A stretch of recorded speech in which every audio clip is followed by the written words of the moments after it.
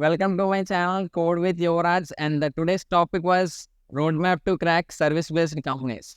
And please like, share, subscribe to our channel. బేసిక్‌గా మనం service based కంపెనీస్‌కి, product based కంపెనీస్‌కి ఉన్న తేడా ఏంటో తెలుసుకుందాం ఫస్ట్. సర్వీస్ బేస్డ్ కంపెనీస్ అంటే business model, business to business అనేది మోడల్ ఉంటది అక్కడ. అంటే లైక్ ఇప్పుడు ఎసెంచర్ కంపెనీని తీసుకోండి. ఆ ఎసెంచర్ కంపెనీ అనేది వెళ్ళి ఇవి అదర్ కంపెనీస్ లైక్ ఏదైనా ఒక ఫైజర్ అనే ఒక మెడికల్ కంపెనీ తీసుకోండి. ఆ మెడికల్ కంపెనీ ఏదైనా ప్రాజెక్ట్ ఇస్తే, ఆ ప్రాజెక్ట్ అనేది వీళ్ళు చేస్తారు ఎసెంచర్ కంపెనీ వాళ్ళు. అలా వేరే వాళ్ళ కంపెనీస్ కోసం పనిచేసేవన్నీ సర్వీస్ బేస్డ్ కంపెనీస్ వస్తాయి. అదే ప్రొడక్ట్ బేస్డ్ కంపెనీస్ అంటే అమెజాన్, ఫ్లిప్‌కార్ట్ అండ్ యాపిల్ ఇలాంటివన్నీ ప్రొడక్ట్ బేస్డ్ కంపెనీస్‌లోకి వస్తాయి. అండ్ ప్రొడక్ట్ బేస్డ్ కంపెనీస్ అన్నీ కూడా data structures and algorithms main దానికి. And service based companies like TCS, Wipro, Accenture, Cognizant ఇవన్నిటి కోసం రోడ్ మ్యాప్, అసలు ప్లాన్ ఏంటి, ప్రొసీజర్ ఏంటి, బ్లూ ప్రింట్ ఏంటి ఇవాల్టి వీడియోలో తెలుసు. స్టెప్ 1 బేసిక్‌గా మనం computer basics and shortcuts నేర్చుకోవాలి. అండ్ అంటే దట్ మీన్స్ లైక్ ఇప్పుడు కంప్యూటర్‌లో కీబోర్డ్‌లో అసలు ఏమేమి కీస్ ఉన్నాయి, ఆ కీస్ అన్నీ ఒకసారి చూడాలి. చూసిన తర్వాత ఎందుకు ఇవన్నీ చెప్తున్నానంటే చాలామందికి బేసిక్‌గా కంప్యూటర్‌లో ఉన్న కీస్‌ని ఎలా వాడాలో కూడా తెలీదు. షార్ట్ కట్ కీస్ తెలీదు. మనం సాఫ్ట్‌వేర్ ఇంజినీర్ అవుదాం అనుకున్నప్పుడు మనం వాడేదే ల్యాప్‌టాప్ ఆర్ పీసీ. ఇదే ఎక్కువ మెయిన్‌గా వాడతాం కాబట్టి దీంట్లోని యూజర్ ఫ్రెండ్లీగా మనం తయారైపోవాలి. దాంట్లో ఉన్న కీస్ అన్నీ మనకు అర్థమైపోవాలి. లైక్ విండోస్‌లోని బేసిక్ ఫంక్షన్స్ ఫోల్డర్ క్రియేట్ చేయడం, సబ్ ఫోల్డర్ క్రియేట్ చేయడం, పాత్ అంటే ఏంటి, లొకేషన్ అంటే ఏంటి, మొత్తం బేసిక్‌గా స్క్రీన్ షాట్ ఎలా తీయాలి అవన్నీ మనం తెలుసుకోవాలి ఫస్ట్.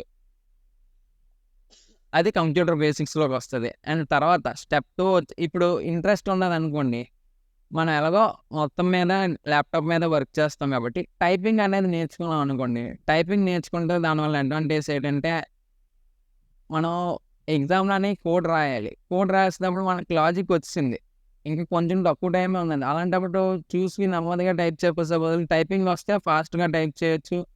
టైం అనేది సేవ్ అవుతుంది. అండ్ తర్వాత కూడా మనకి ఉపయోగపడుతుంది టైపింగ్ అనేది. అందుకని ఇఫ్ ఇంట్రెస్ట్ టైపింగ్ కూడా నేర్చుకోండి. Next learn one programming language in depth. Prefer Python. ఏదైనా ఒక ప్రోగ్రామింగ్ లాంగ్వేజ్ తీసుకొని దాన్ని డెప్త్‌గా నేర్చుకోవడానికి ట్రై చేయండి ఫస్ట్. అండ్ నేనైతే ఎందుకు పైథాన్ సజెస్ట్ చేస్తున్నానంటే ఇది తక్కువ టైంలోనే కోడ్ రాయొచ్చు మనం. అండ్ దీంట్లోని చాలా లైబ్రరీస్ ఉంటాయి.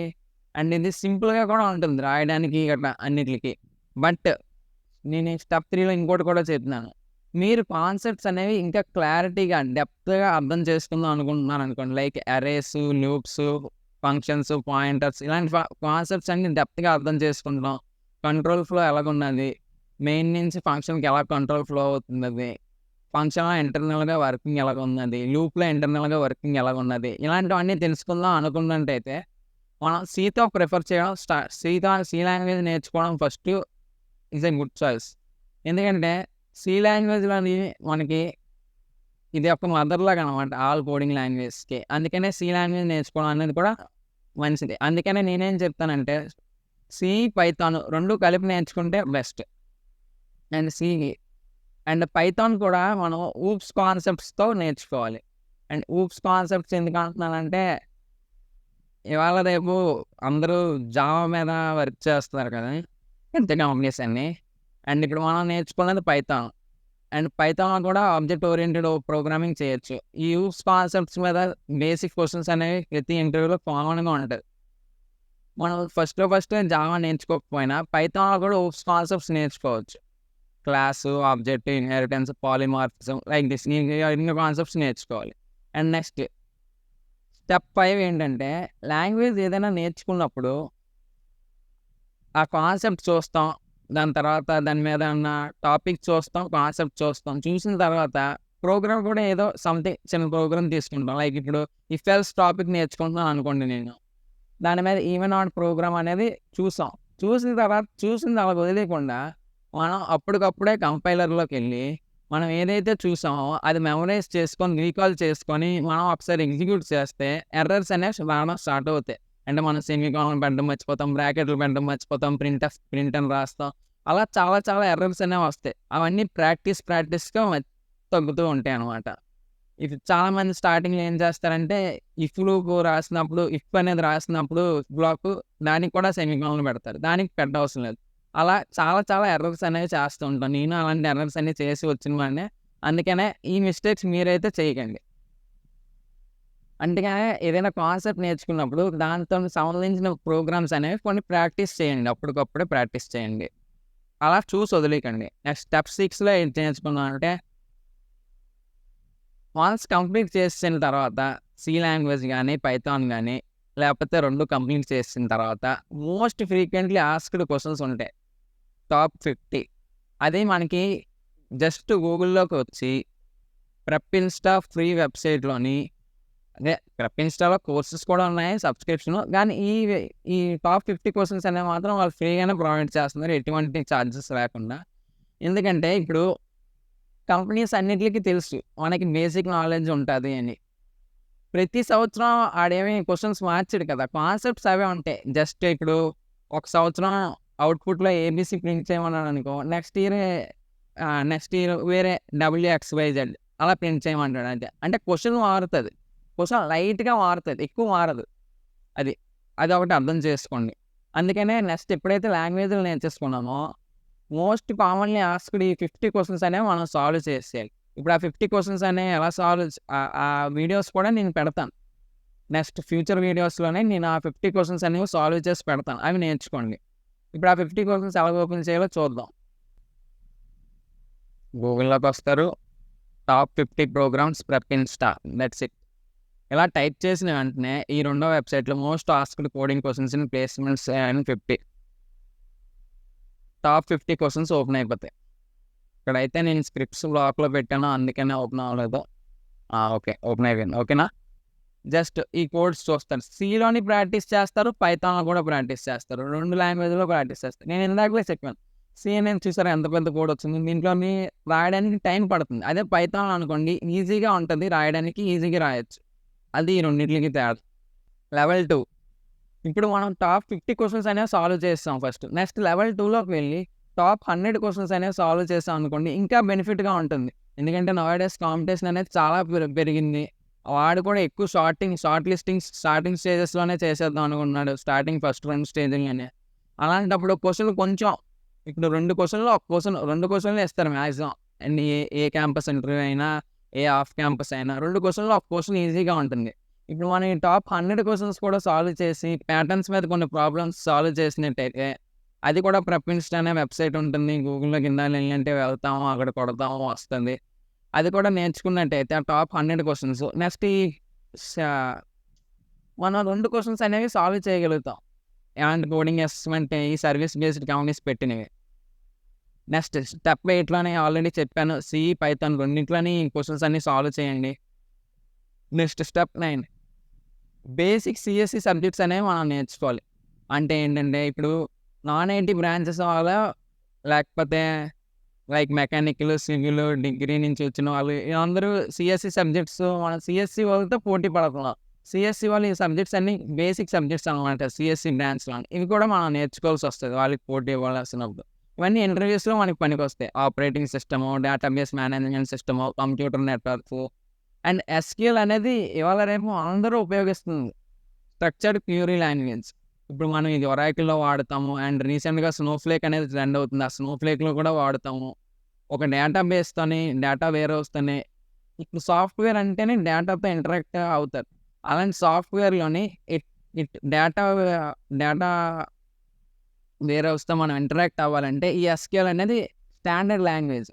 అందుకని ఇది నేర్చుకోవడం ఇంటర్వ్యూలో రెజ్యూమ్‌లో పెట్టడం వల్ల ఇంటర్వ్యూయర్స్‌ని ఇంప్రెస్ చేయడానికి పనికొస్తుంది. అండ్ ఇంటర్వ్యూలో కూడా ఈ ఎస్‌క్యూఎల్ మీద క్వెషన్స్ అనేవి సింపుల్‌గా ఉంటది. అందుకని ఈ ఎస్‌క్యూఎల్ కూడా నేర్చుకోండి. అండ్ మిగిలిన 3 subjects operating system, DBMS, computer networks ఇవైతే నేను నా యూట్యూబ్ ఛానెల్‌లో కూడా పెడతాను. ఈ సబ్జెక్ట్స్ ఇవన్నీ నేను చదివినవే.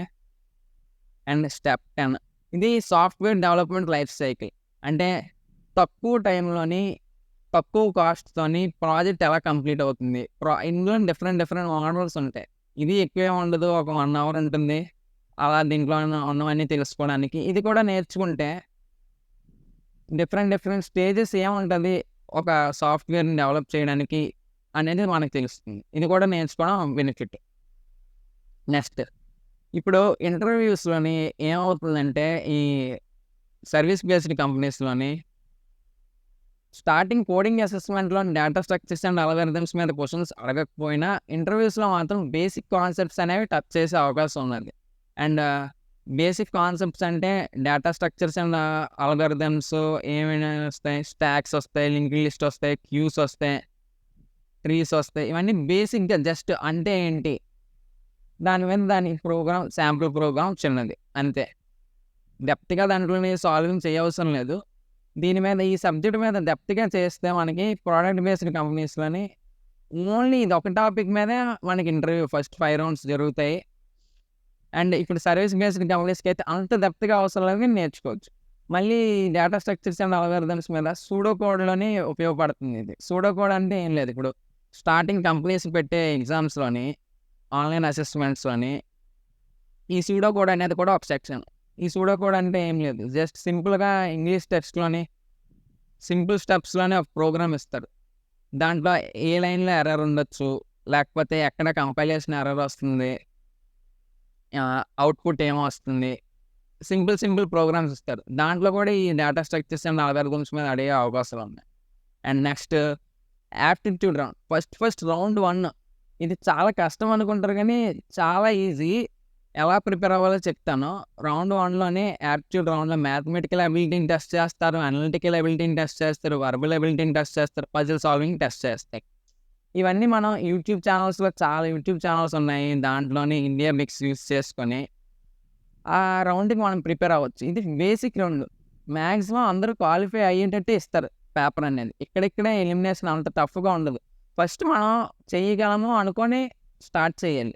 నాకు రాదురా, మ్యాథ్స్ రాదురా, నాకు యాప్టిట్యూడ్ చేయలేను అనుకుంటే మనకి అదర్ గవర్నమెంట్ ఎగ్జామ్స్‌లో అడిగినంత డెప్త్‌గా ఉండదు యాప్టిట్యూడ్ ఇక్కడ. సాఫ్ట్‌వేర్ ఫీల్డ్‌కి వచ్చేసరికి యాప్టిట్యూడ్ సెక్షన్ అనేది బేసిక్‌గా అడుగుతారు. జస్ట్ మీ నాలెడ్జ్‌ని చెక్ చేస్తారు అక్కడ.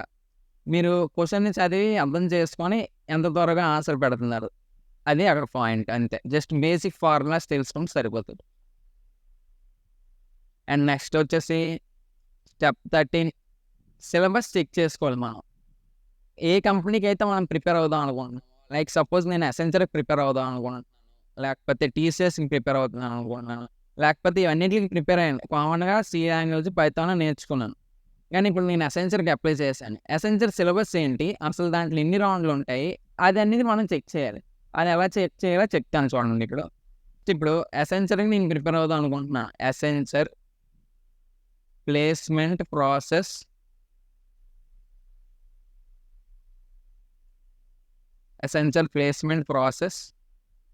Prep install. జస్ట్ ఈ ప్రెప్ ఇన్‌స్టాల్‌లోనే మనకి క్లారిటీగా డీటెయిల్స్ అన్నీ వచ్చేస్తాయి.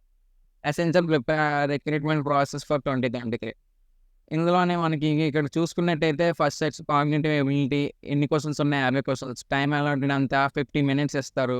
దాంట్లోని ఏ సబ్ సెక్షన్స్ ఉన్నాయి? English ability, critical thinking, problem solving, technical assessment ఇది ఒక సెక్షన్. దీంట్లోని sub sections common application and MS Office, pseudo code, fundamentals of networking, security, cloud ఇలా దీంట్లో ఎన్ని క్వెషన్స్ ఉన్నాయి? దీని టైమ్ లిమిట్ ఎంత? మొత్తం అన్నీ తెలుస్తది. కోడింగ్‌లోనే మనం ఏ లాంగ్వేజ్ యూజ్ చేసి కోడ్ రాయొచ్చు. ఎన్ని క్వెషన్‌లు ఇందాక నేను చెప్పినట్టే 2 క్వెషన్స్ అడుగుతారు మాక్సిమం. ఎవరైనా 45 మినిట్స్ టైం లేకపోతే 60 మినిట్స్ టైం ఇస్తూ ఉంటారు. ఇప్పుడు ఇంకా డీటెయిల్ సిలబస్ కావాలనుకుంటే మళ్ళీ ఇక్కడ సెపరేట్‌గా కాగ్నిటివ్ అసెస్మెంట్స్ ప్రెస్ చేసినట్టయితే మనం ఇక్కడ దీంట్లో ఇంగ్లీష్ ఎబిలిటీ నుంచి ఎన్ని క్వెషన్స్ వస్తున్నాయి? 17 క్వెషన్‌లు. Critical reasoning and problem solving ఎన్ని క్వెషన్‌లు వస్తున్నాయి? 18 క్వెషన్‌లు. అలా బేసిక్‌గా ఏ ఏ టాపిక్ నుంచి ఎన్ని క్వెషన్‌లు వస్తున్నాయో ఇక్కడ సిలబస్ చూసుకోవచ్చు. దాని తర్వాత ఇప్పుడు కాగ్నిటివ్ అసెస్మెంట్ కాగ్నిటివ్ అసెస్మెంట్‌లో మళ్ళీ టాపిక్స్ ఏంటి అని చదివితే సరిపోతాయి. ఇప్పుడు సెంటెన్స్ కరెక్షన్ ఉన్నది. ఇవన్నీ టాపిక్స్ అనమాట. ఈ ఇంగ్లీష్ వర్బుల్లోని ఈ టాపిక్స్ అన్నీ చదవాలి. Critical reasoning and problem solving ఈ టాపిక్స్ అన్నీ చదవాలి. లైక్ అబ్స్ట్రాక్ట్ రీజనింగ్ ఈ టాపిక్స్ చదవాలి. అలా మనం అన్నీ తెలుసుకోవచ్చు. ఇప్పుడు నేను సపోజ్ ఇప్పుడు సెంటెన్స్ కరెక్షన్ చదువుదాం అనుకుంటున్నాను. సెంటెన్స్ కరెక్షన్ చదువుదాం అనుకున్నప్పుడు జస్ట్ బ్యాక్‌కి వచ్చేసి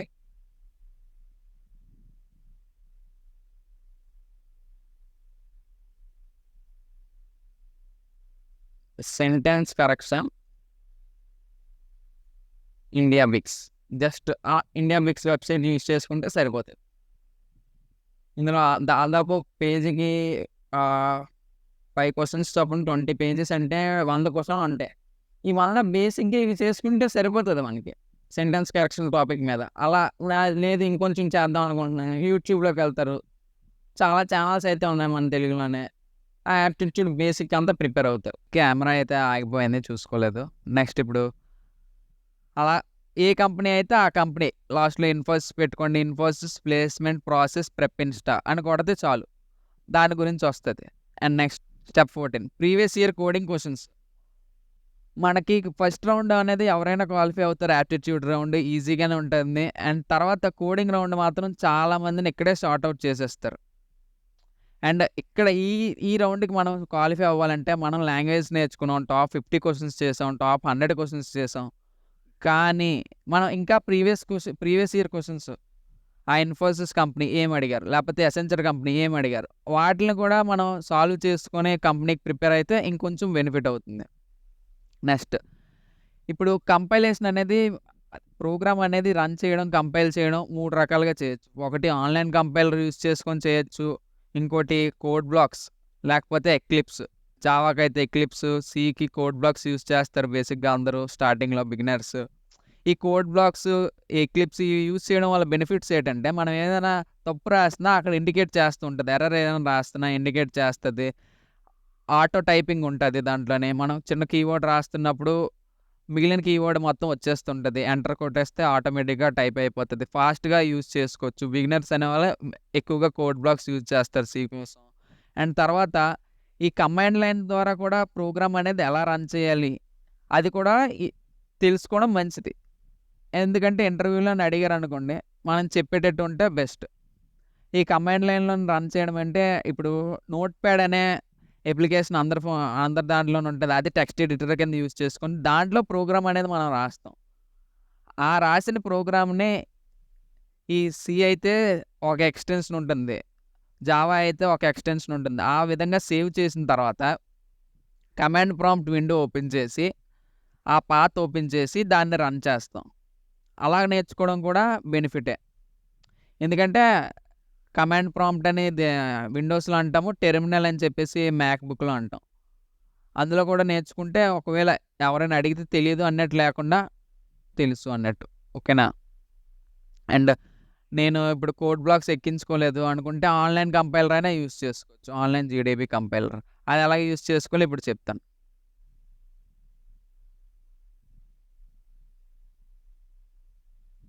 లైక్ ఇది ఆన్‌లైన్ జీడీబీ కంపైలర్. ఇక్కడ మనకి int main, print, hello world, C programming basic program అనేది రాసున్నది ఇక్కడ. ఇప్పుడు దీన్ని రన్ చేసామంటే ఇక్కడే అవుట్‌పుట్ వచ్చేసింది హలో వరల్డ్ అని. ఇదే ప్రోగ్రామ్ మనకి. ఇక్కడ మనం ప్రోగ్రామ్ రాసుకోవచ్చు. That's it. అండ్ ఇక్కడే రాస్తున్నాము, ఇక్కడే రన్ చేస్తున్నాము. దీన్నే ఇంటిగ్రేటెడ్ డెవలప్‌మెంట్ ఎన్విరాన్మెంట్ అంటారు. అంటే రాసిన దగ్గరే రన్ చేసేటట్టు కూడా ఉంటుంది. ఈజీగా ఉంటుంది. అదే కమాండ్ ప్రాంప్ట్‌లో అనుకోండి, నోట్‌ప్యాడ్‌లో రాస్తాము. కమాండ్ ప్రాంప్ట్‌లో ఎళ్లి ఎగ్జిక్యూట్ చేస్తాం అనమాట. కొంచెం డిఫికల్ట్‌గా ఉంటుంది. కానీ అది కూడా నేర్చుకోవడం మంచిది. And like, share, subscribe my channel. Thanks for watching guys. By by. మళ్ళీ రేపటి వీడియోలో కలుసుకుందాం. సి ప్రోగ్రామింగ్ క్లాసెస్ విందాము. అండ్ సి ప్రోగ్రామింగ్‌లో టాప్ 50 క్లాసెస్ అనేవి, టాప్ 50 ప్రోగ్రామ్స్ అనేవి నేను ఎక్స్‌ప్లెయిన్ చేస్తాను. తర్వాత టాప్ 100 ప్రోగ్రామ్స్ నేర్చుకుందాం. ఎందుకంటే ఇప్పుడు సి లాంగ్వేజ్ అనేది, పైథాన్ లాంగ్వేజ్ అనేది చాలా మందికి ఆల్రెడీ వచ్చున్నది. అవి కూడా చెప్దాము.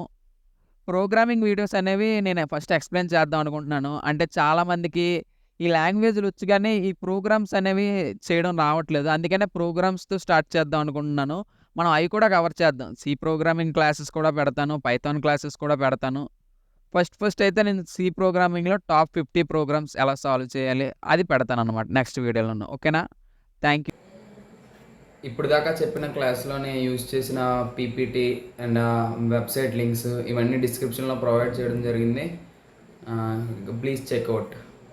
అండ్ ఆ పీపీటీని యాక్సెస్ చేయాలనుకుంటే మీరు మాత్రం ప్లే స్టోర్‌లోకి వెళ్ళి గూగుల్ స్లైడ్స్ యాప్ అనేది అయితే ఇన్‌స్టాల్ చేసుకొని ఉండాలి.